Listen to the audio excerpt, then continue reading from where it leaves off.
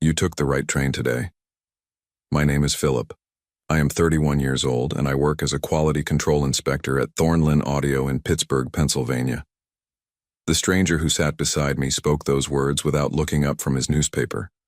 I had just missed my usual 7 a.m. commuter train by 30 seconds and jumped on the next one headed downtown.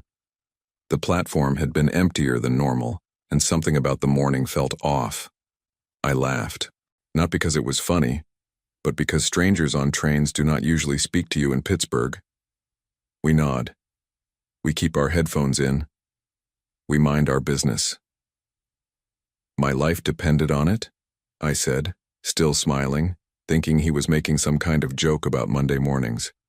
He folded his newspaper slowly. He was older, maybe 60, with gray hair and tired eyes that looked like they had seen things I had not.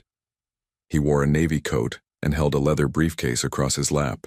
Your usual train derails in 40 minutes, he said quietly. Bridge collapse outside Homewood. 18 people do not make it. The smile left my face. I stared at him. He stared back. How would you know what train I usually take? I asked. He did not answer. He just went back to reading his paper like he had told me the weather forecast. I pulled out my phone. No news alerts. No missed calls. Nothing. The train rocked gently as it moved through the tunnel beneath the city. My heart hammered in my chest, but I told myself this was nonsense. Just some guy trying to mess with me. Maybe he was mentally ill. Maybe I was the one losing it. But something about his tone, something about the way he said 18 people. I got off at my stop and went straight to work. My hands were shaking when I clocked in. I did not tell anyone what the stranger had said. I went through the motions of inspecting circuit boards and testing audio outputs. My supervisor, a guy named Gregory, asked if I was feeling all right. I told him I was fine. At 9 a.m., my phone buzzed. News alert. Train derailment outside Homewood. Multiple casualties reported. Emergency crews on scene. I sat down hard in my chair. My co-workers gathered around the television in the break room. The images on the screen showed twisted metal and smoke rising from the tracks. They were saying it was a structural failure on an old railway bridge. They were saying it happened just after 8 a.m. I should have been on that train. I grew up in a small house on the south side. My dad worked at a steel mill until it closed when I was 12. After that, he drove a delivery truck and my mom cleaned houses. They taught me to work hard and keep my head down. I got my job at Thornlin Audio right out of technical school and had been there for 9 years. It was not glamorous, but it paid the bills and gave me health insurance. I lived alone in a studio apartment near Carson Street. No girlfriend, no pets. My parents had both passed within 2 years of each other, and I was an only child. Most nights I ate frozen dinners and watched old movies. I liked the routine. I liked knowing what to expect. But that morning changed something. I could not stop thinking about the stranger. How did he know? Why did he tell me? I went back to the station the next day, same time, looking for him. He was not there. I rode the train for a week straight, scanning every face. Nothing. Work became harder to focus on. Gregory noticed. He pulled me aside one afternoon and asked if everything was okay at home. I told him it was fine, but he did not believe me. He told me to take a few days off if I needed to. I did not take them. 3 weeks after the derailment, I started noticing things. Small things. A man in a gray jacket standing across the street from my apartment building. The same car parked 2 blocks down every morning when I left for work. A woman in the coffee shop who watched me a little too long before turning away. I told myself I was being paranoid. The train incident had rattled me. I was seeing patterns where there were none. But then I found the envelope. It was slipped under my apartment door one evening when I got home from work. Plain white. No return address. Just my first name written in neat handwriting on the front. Inside was a single photograph. It was me. Walking out of my building, taken from across the street. Recent, maybe that same week. On the back, written in the same handwriting. They are watching you, too. I locked my door. I checked the windows. I turned off all the lights and sat in the dark with my phone in my hand trying to decide who to call. The police? And tell them what? That a stranger on a train saved my life and now someone was taking pictures of me. I did not sleep that night. The next morning I called in sick. I needed answers. I started digging. I pulled up everything I could find about the train derailment. The official report said it was a structural failure due to years of deferred maintenance. The city was being sued. Families of the victims were organizing. But nothing explained how the stranger knew it was going to happen. I thought about the photograph, the handwriting. They are watching you too. Too. As in someone else was also being watched. I went back to the station. I asked the ticket agent if he remembered seeing an older man with gray hair and a navy coat. He shrugged and said hundreds of people came through every day. I showed him a rough sketch I had drawn from memory. He shook his head. I was about to leave when a younger guy in a maintenance uniform stopped me. "You looking for the guy who talks to people before accidents?" he asked. I froze. "What?" He glanced around like he was not supposed to be saying this. I have seen him a few times over the years. Always before something bad happens. Train delays. Platform incidents. Once before a guy had a heart attack right there on the bench. He warned him. Told him to go to the hospital. Guy laughed it off. Collapsed 20 minutes later. Who is he? No idea, but people talk. Some say he used to work for the city. Others say he is just crazy. I do not know. But he is real. I thanked him and walked away, my mind racing. That night I got another envelope. This one had an address written inside. Nothing else. Just a street and number in Lawrenceville, a neighborhood I did not know well. I should not have gone. I knew that. But I did anyway. The address led me to an old brick building that looked like it used to be a warehouse. The front door was unlocked. Inside, the air smelled like dust and old paper. I climbed a narrow staircase to the second floor and found a single door at the end of a hallway. I knocked. The stranger opened it. He looked at me like he had been expecting me. "Come in, Philip." The room was small. Papers covered every surface. Maps, photographs, news clippings. A corkboard on the wall had red strings connecting different incidents, dates, and locations. "You have questions," he said, closing the door behind me. "Who are you?" I asked. He poured 2 cups of coffee from a pot on a hot plate. He handed me one. "My name is Elliot. I used to work for Hollowgate Systems. 12 years ago, I helped design a program that could predict incidents based on infrastructure data, human behavior patterns, and environmental factors. It was supposed to save lives." Supposed to. They buried it. Elliot sat down in a metal folding chair and gestured for me to do the same. "Hollowgate Systems was contracted by the city to analyze public safety infrastructure," he said. "Transportation, utilities, emergency response times. We built predictive models. The program worked. Too well." "What do you mean, too well?" "It started flagging incidents before they happened. Bridge collapses, gas line ruptures, electrical fires. We gave the city a list of priorities, repairs that needed to happen immediately. They ignored it. Why? Money, politics, liability. If they acted on our warnings, they would be admitting they knew the risks. If something still went wrong, they could be sued. So they shelved the program and paid us to stay quiet." I set my coffee down. "And you have been using it anyway." "Someone has to." "So you knew about the train?" "I knew the bridge was compromised. I knew the usual morning routes. I have been tracking you for 3 weeks, Philip. You take the same train every day. You are predictable. That makes you easy to help." "And the photograph?" His expression darkened. "That was not me." "Then who?" "Hollowgate, or someone working for them. When I left the company, I took copies of the program. They have been trying to get it back ever since. When I started warning people, I became a problem. They have been watching me for years, and now they are watching anyone I contact." I stood up. "This is insane. You are telling me a company is stalking people to cover up a computer program?" "Not just any company. Hollowgate Systems has contracts with half the city. Transit Authority, Water Department, Power Grid. If people found out they buried a program that could have prevented deaths, the lawsuits alone would destroy them. They will do anything to protect that secret. I paced the small room. My hands were shaking again. Why did you tell me? Why put me in danger? Because you deserve to live, Elliot said simply. And because I thought you might be someone who would care enough to do something about it. Do what? Go to the police? The media? They will never believe me. They will if you have proof. He opened a drawer and pulled out a flash drive.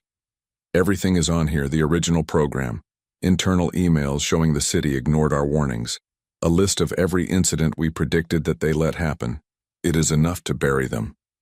I stared at the flash drive. You are asking me to ruin my life.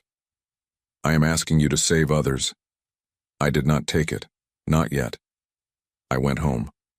I locked the door. I sat on my couch and tried to think, but every time I closed my eyes I saw the twisted metal of the train. I saw the faces of the people on the news. Families.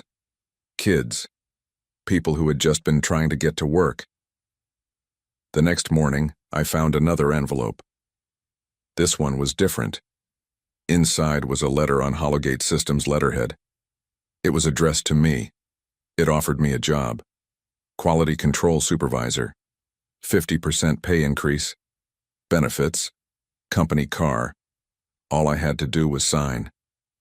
At the bottom, in small print, we value discretion and loyalty above all else. They were buying my silence. I crumpled the letter and threw it in the trash.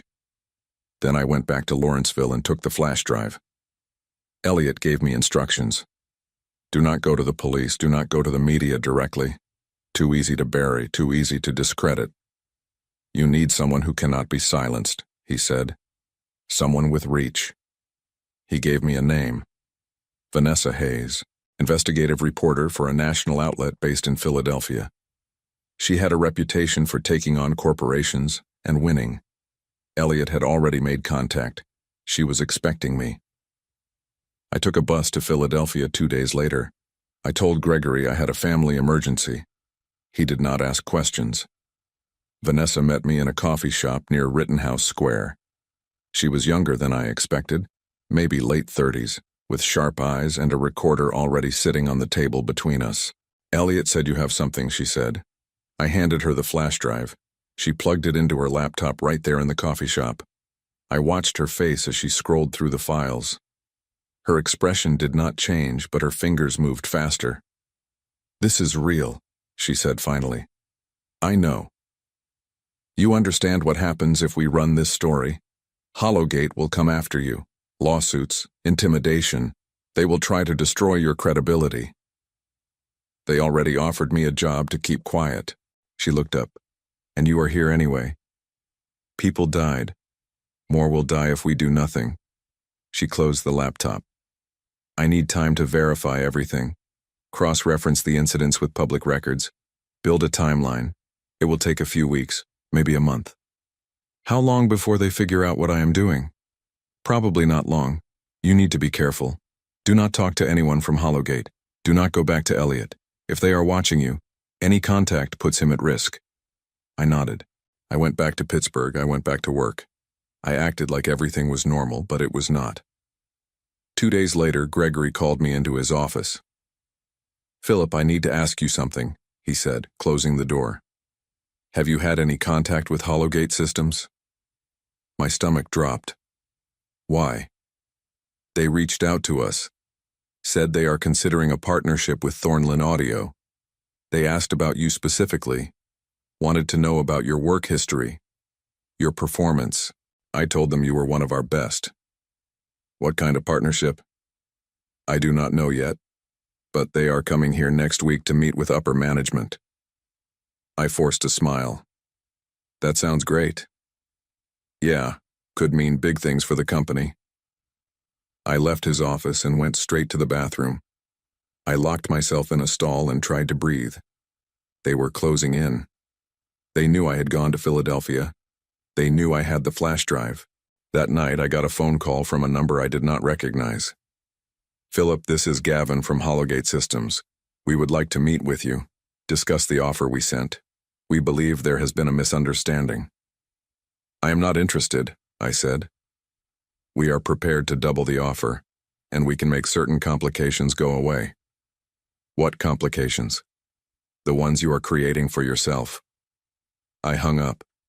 10 minutes later, my apartment building fire alarm went off. Everyone evacuated. The fire department came. They found nothing.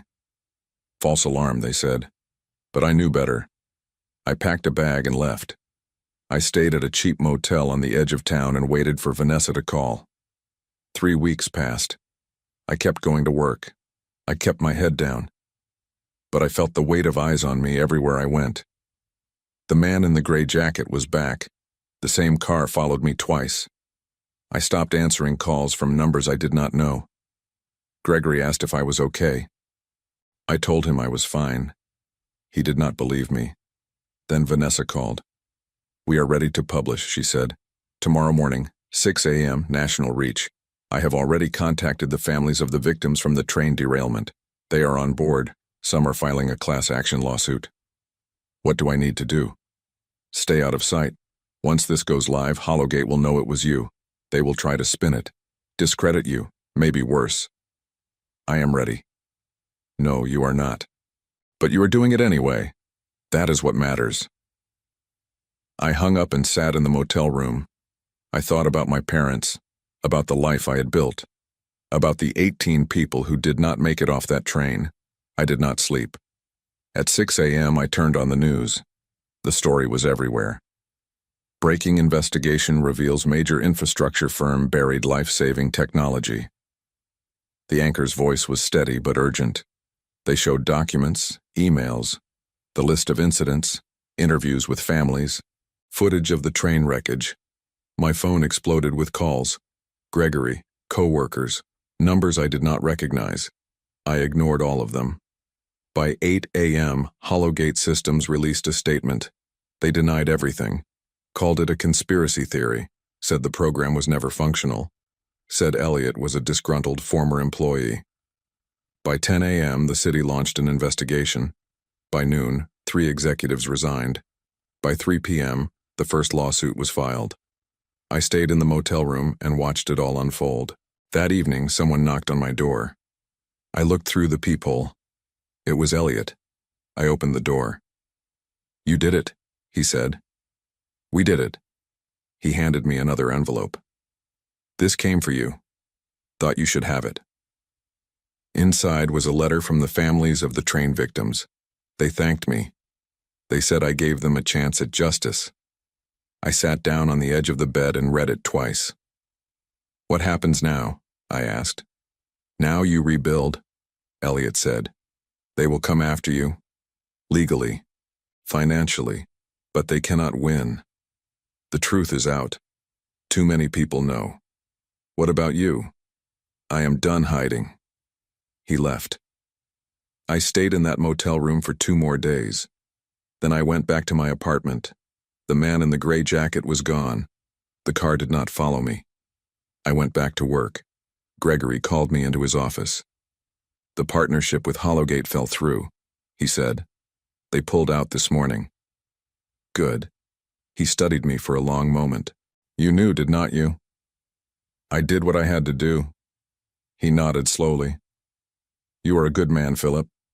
Not many people would have done what you did. I did not respond. I just went back to work. The lawsuits took 8 months. Hollowgate Systems fought hard. They hired expensive lawyers.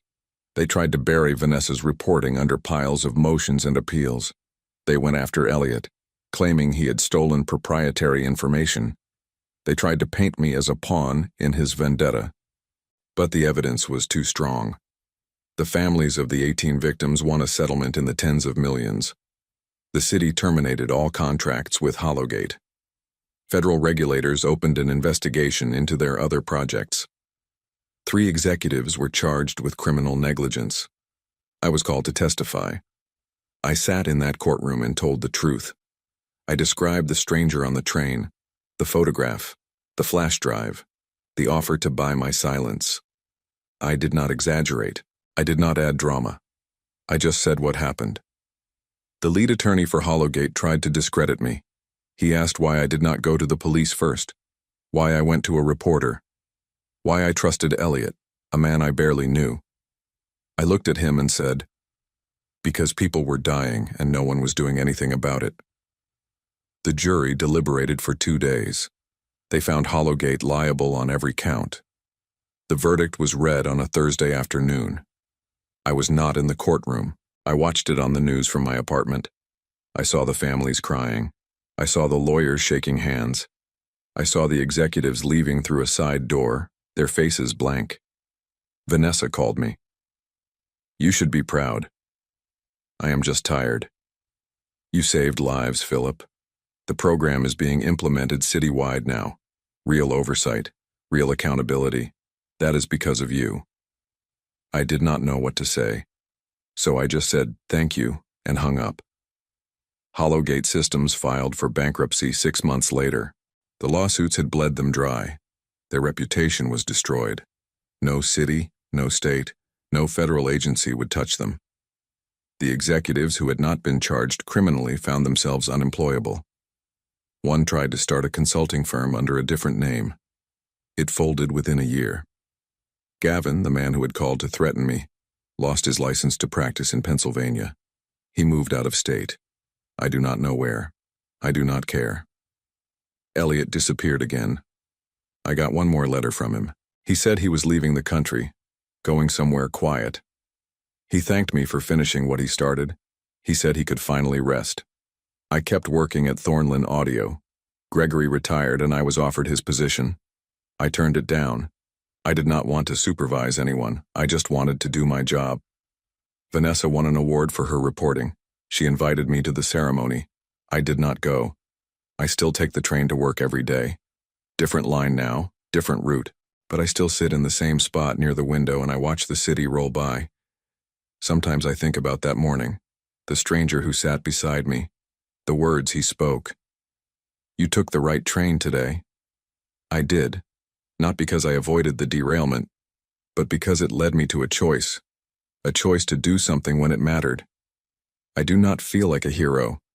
I feel like a guy who got lucky and did not waste it. I live alone. I eat frozen dinners. I watch old movies. But some nights when I close my eyes, I do not see twisted metal anymore. I see the faces of the people who made it home, because someone cared enough to act.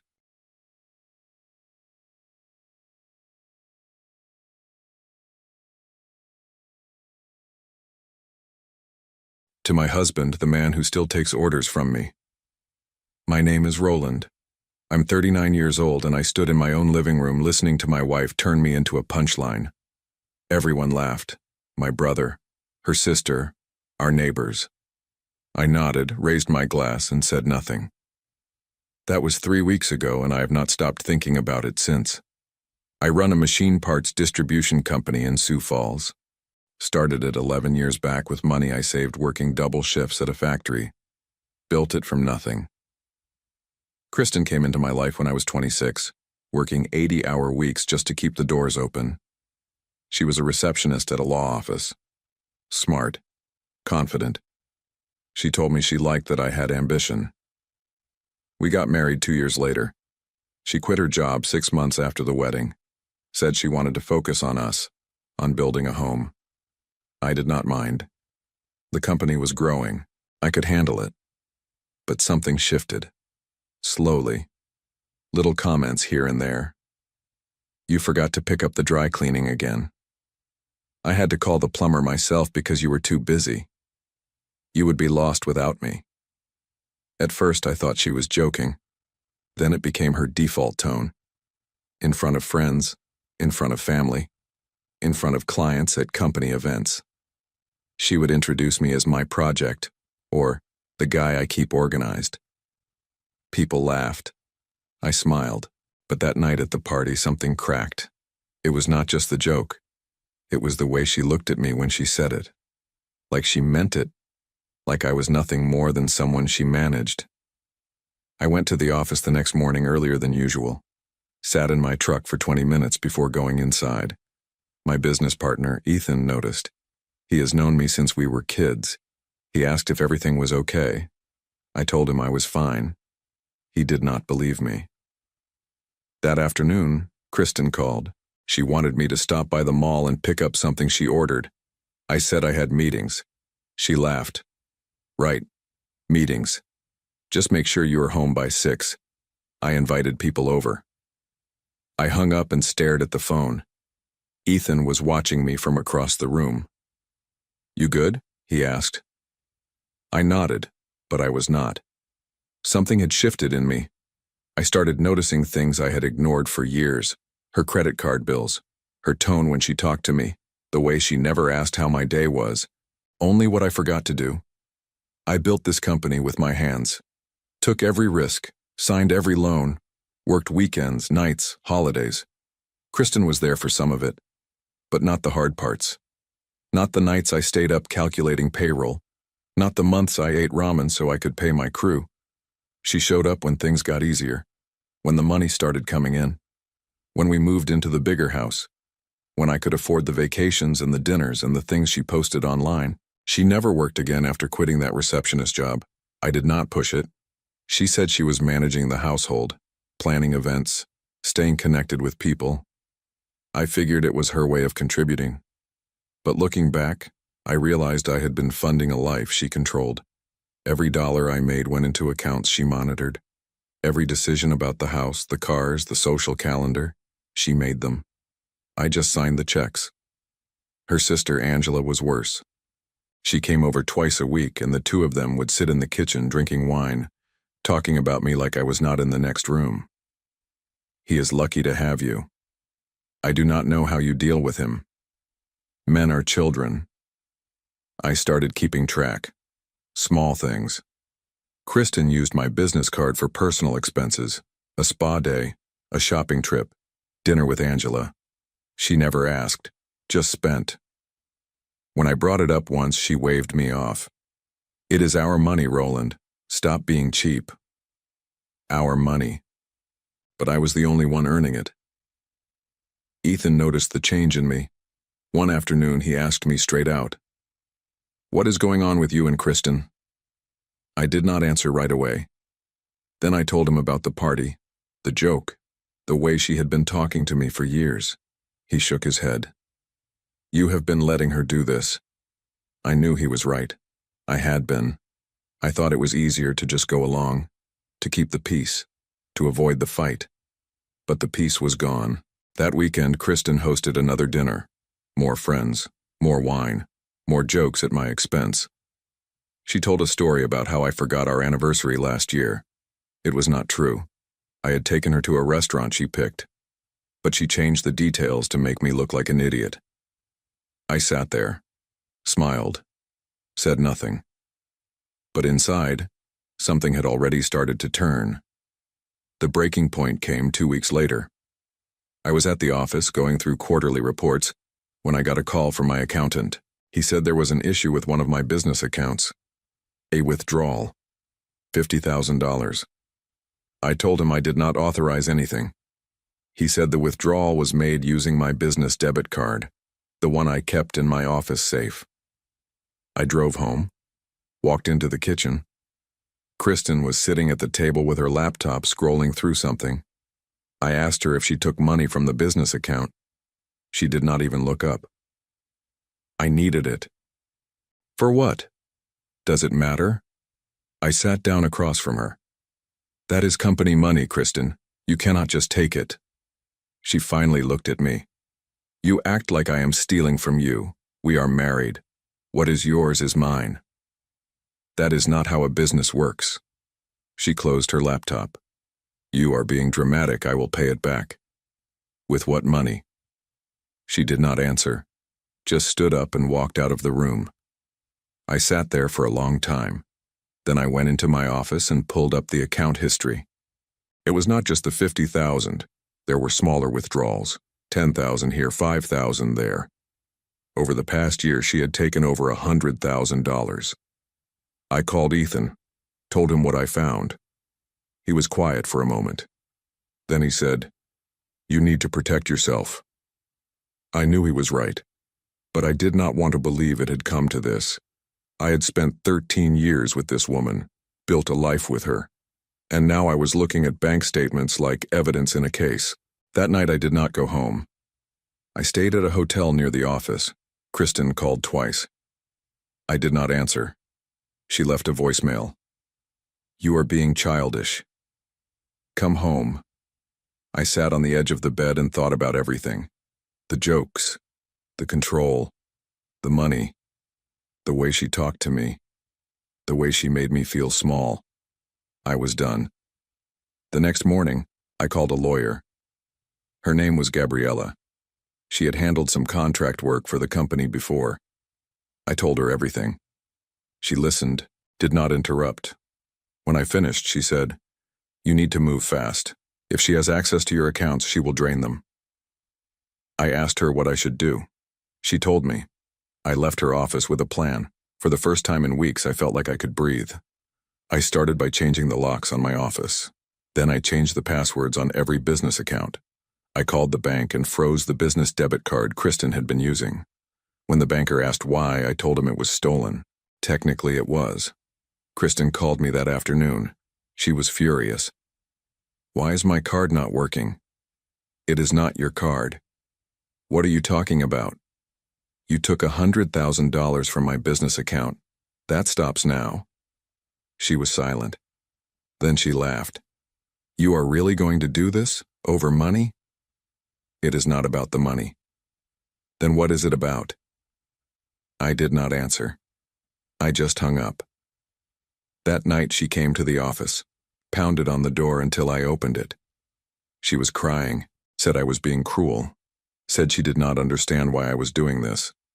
I told her I was done being treated like a child, done being the punchline, done funding a life where I had no say. She stared at me. "You think you can just walk away?" "I already have." She left, but it did not end there. 2 days later, I got a call from my brother, Justin. He said Kristen had reached out to him, told him I was having a breakdown, that I was being irrational, that I needed help. I asked him if he believed her. He hesitated. "I do not know, man. You have been acting weird." I told him the truth. About the money, about the years of control, about the way she treated me. He was quiet. Then he said, "Why did you not say something sooner?" "Because I did not want to admit it. Because I thought I could handle it. Because I did not want to be the guy who could not manage his own marriage." Kristen started spreading the story, to friends, to her family, to people we knew in town. She painted me as the bad guy, the husband who abandoned his wife, the man who could not handle a strong woman. Some people believed her. Others stayed quiet. Ethan did not. He made it clear where he stood, told people the truth, told them what she had done. But Kristen was not done. She filed for separation, claimed I had been financially abusive, said I controlled all the money and never let her have a say. The irony was almost funny. Gabriella told me to stay calm, told me to let Kristen make her moves. We had the evidence, the bank records, the withdrawals, the credit card bills, everything. But Kristen had something I did not expect. She claimed she was entitled to half of the business, said she had contributed to it by managing the household, by supporting me, by being my partner. Gabriella laughed when she read the filing. She is going to regret this. I asked her why. Because she just opened the door for us to show exactly how much she took and how little she contributed. I felt something shift. This was not just about protecting myself anymore. This was about making sure she faced the truth, about making sure everyone saw who she really was. Gabriella filed a counterclaim. We requested a full audit of all joint accounts and expenses. We documented every withdrawal, every charge, every lie. Kristen tried to fight it, but the numbers did not lie. The audit took 3 weeks. When the results came back, it was worse than I thought. Kristen had spent over $200,000 in the past 3 years. Spa treatments, shopping trips, trips with Angela, furniture, jewelry, None of it necessary, none of it discussed with me. Gabriella laid it all out in a detailed report, sent it to Kristen's attorney, sent it to the mediator assigned to our case. Kristen's lawyer called the next day, said Kristen wanted to settle. I told Gabriella no. I wanted this to go to court. I wanted a judge to see what she had done. Gabriella warned me it would get ugly. I told her I did not care. But Kristen was not ready to give up. She went on social media, posted about how I had abandoned her, how I had left her with nothing, how I had controlled her for years. People who did not know the truth believed her. People who knew me stayed silent. I did not fight back online. Gabriella told me not to. Said it would only make things worse. But Ethan did. He posted a simple statement. Before you judge someone, make sure you know the whole story. It was not much, but it was enough. A few people started asking questions, started wondering if Kristen's version was the truth. Then Angela got involved. She called me, said I was ruining her sister's life, said I was a coward, said I would regret this. I told her to lose my number. She showed up at my office the next day. Ethan turned her away, told her she was not welcome. She screamed at him in the parking lot. Someone recorded it, posted it online. The video went viral in Sioux Falls. People saw Angela for what she was, saw the way she acted, saw the entitlement. Kristen tried to distance herself, claimed Angela was just upset, claimed she did not agree with her sister's behavior. But the damage was done. People started seeing through the act. Then the real blow came. Gabriella found something I did not know about, a joint credit card I had never used. Kristen had opened it in my name 2 years ago. Maxed it out, $75,000 in debt, all in my name. Gabriella filed an addendum to the counterclaim: fraud, identity theft, financial abuse. Kristen's lawyer tried to argue that it was a joint account, that I had access to it. Gabriella shut that down with bank records showing I had never signed the application, never received a statement, never knew it existed. The mediator called an emergency meeting. Kristen sat across from me, pale. Her lawyer looked defeated. Gabriella laid out the case, the withdrawals, the credit card, the spending, the lies. She finished with a simple statement. Mr. Rowland did not abandon his wife. He protected himself from someone who was systematically draining his accounts and damaging his credit. This is not a divorce, this is theft. Kristen did not say anything, just stared at the table. The mediator asked if she wanted to settle. Kristen's lawyer nodded. We worked out the terms that afternoon. Kristen would get nothing from the business. She would be responsible for half of the credit card debt. She would sign a statement admitting to the unauthorized withdrawals. She signed, did not look at me once. I walked out of that room feeling lighter than I had in years. The divorce was finalized 6 weeks later. Kristen moved out of the house, took what was hers, left the rest. I did not hear from her for a month. Then I got a message from Justin. He said Kristen had reached out to him, asked if I would consider helping her with rent, said she was struggling. I told him no. He did not push, just said he understood. Angela tried one more time, sent me a long email about how I had destroyed her sister's life, how I was heartless, how karma would catch up to me. I deleted it without reading past the first paragraph. But the story did not end there. The whispers started. People who had believed Kristen began asking questions. They saw the court documents, saw the settlement, saw that she had signed admissions. One afternoon I ran into a neighbor at the hardware store.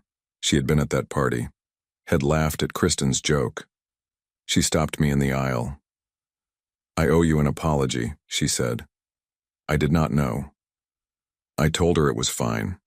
She did not need to apologize, but she insisted, said she felt terrible, said she should have seen it. I thanked her and walked away. I did not need her guilt. I just needed to move forward. Ethan and I focused on the business. We landed 2 major contracts that quarter, expanded into 3 new states, hired 10 more people. The company was thriving. I bought a smaller house, something manageable, something that felt like mine. No memories of Kristen, no reminders of the years I wasted. Justin came by one evening, brought beer. We sat on the porch and talked. He apologized for doubting me, said he should have seen it sooner. I told him it was okay. I had not seen it either. Not until it was too late. He asked me if I regretted marrying her. I thought about it. No, I learned something. What? That silence is not peace. It is just delayed pain. He nodded. We sat there for a while. Did not say much. Did not need to. My employees started noticing the change in me too. I was calmer, more focused. I made decisions faster, trusted my gut more. One of my warehouse supervisors, Greg, pulled me aside one day. Whatever you are going through, boss, you are handling it right. I appreciated that. Did not explain. Just thanked him. But Kristen was not done crashing. She kept trying to borrow money. Kept reaching out to people we used to know. Most of them ignored her. A few gave her small amounts out of pity. But no one was fooled anymore. I heard she tried to get her old job back at the law office. They turned her down, said they had moved on. She ended up taking a job at a call center, minimum wage, no benefits. Angela stopped posting on social media entirely. Word around town was that she had moved to Rapid City, living with someone she met online. I did not care where she went. I was just glad she was gone. The final blow came 3 months after the divorce. Gabriella called me, said Kristen had filed for bankruptcy. The credit card debt, the personal loans, the spending, it had all caught up to her. I did not feel victorious, just relieved. Gabriella sent me the filing documents. Kristen had listed me as a creditor, claimed I owed her money from the marriage. The judge denied it, cited the settlement agreement, cited the evidence from the divorce case. Kristen tried to appeal. The judge denied that too. I was sitting in my office when Ethan walked in with coffee. He set a cup on my desk. Heard about the bankruptcy, he said. I nodded. How do you feel? Like it is finally over. He sat down. You did the right thing. You know that, right? I looked at him. I just did what I had to do. No, he said. You stood up for yourself. A lot of guys would not have. I did not know what to say to that, so I just drank my coffee. That afternoon, I drove past the old house, the one Kristen and I had shared. Someone else lived there now. They had painted the shutters, planted new flowers in the front yard. It looked better than it ever did when we were there. I kept driving, did not look back. Justin told me Kristen had moved in with her parents. They were not happy about it. She was 41 years old, broke and living in her childhood bedroom. He said her mom called him once, asked if I would reconsider helping Kristen. He told her no, told her what Kristen had done. Her mom did not call back. Angela went silent, stopped reaching out to mutual friends. People said she had moved out of state. I did not ask where. I did not gloat, did not post about it, did not say anything. I just moved on. A year passed. The business kept growing. We opened a second warehouse, hired 20 more people. I promoted Greg to operations manager. He deserved it. I started dating again. Nothing serious, just dinners, conversations. It felt strange at first, but good. One evening, I was at a restaurant with someone I had met through a friend. Her name was Claire. She was a teacher, quiet, kind. She asked me about my work, actually listened when I talked. Halfway through dinner, I saw Kristen. She was at the bar, alone. She looked different, older, tired. She saw me, looked away quickly. I did not say anything, just kept talking to Claire. When I got home that night, I thought about it. Thought about how different my life was now. How much lighter I felt. How much more control I had. Kristen had been the architect of her own downfall. Every lie, every dollar she stole, every person she manipulated. It all came back to her. I did not need to do anything, She did it to herself. Another month went by. I got a message from an old client. He said he had heard what happened with Kristen, said he was sorry, said he always thought something was off about her. I thanked him, told him I was doing fine. He said he wanted to work with the company again, said he trusted me. We signed a new contract the following week. Things like that kept happening. People who had distanced themselves during the divorce started coming back, started reaching out, started doing business with me again. I did not hold grudges. I just moved forward. Ethan and I were in the office late one night going over expansion plans. He leaned back in his chair. You ever think about what would have happened if you had not left? I thought about it. I would have lost everything. The business. Myself. He nodded. You made the right call. I knew I did. It was not easy, but it was necessary.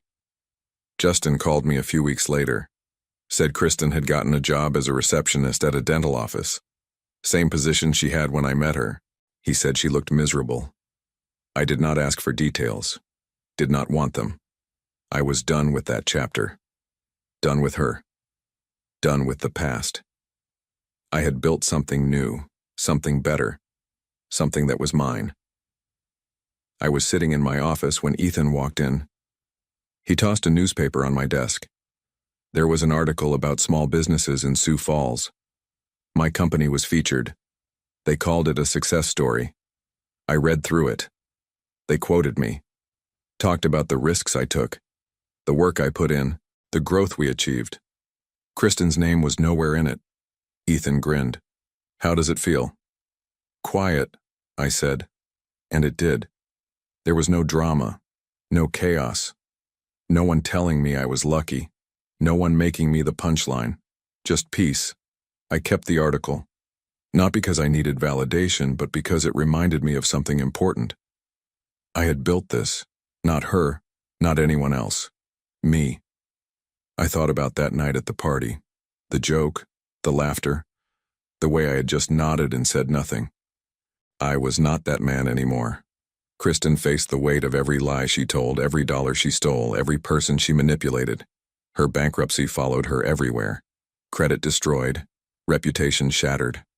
The friends who had laughed at her jokes stopped calling. The family who had enabled her grew tired of the burden. Angela distanced herself once there was no money left to spend. Their parents eventually asked Kristen to leave. She moved into a small apartment on the edge of town. Alone, working a job she had left behind years ago, she tried to rebuild, tried to start over. But everywhere she went, the past followed. People knew, people remembered. She had burned too many bridges, taken too much, lied too often. There was no redemption waiting for her. Just the consequences of a life built on control and theft. I did not need to watch it happen. I already knew. I had learned the most important lesson. Respect is not demanded. It is earned. And once you lose it, you do not get it back by manipulating others. You either rebuild it with honesty or you live without it. I earned mine back, piece by piece, day by day. I built a business that thrived, relationships that mattered, a life that was mine. Claire and I kept seeing each other. Nothing rushed, just steady, real. Justin stopped by one Saturday. We worked on his truck in my driveway. Did not talk about Kristen. Did not need to. The past was behind me. I stood in my garage that evening wiping grease off my hands and realized something. I was free.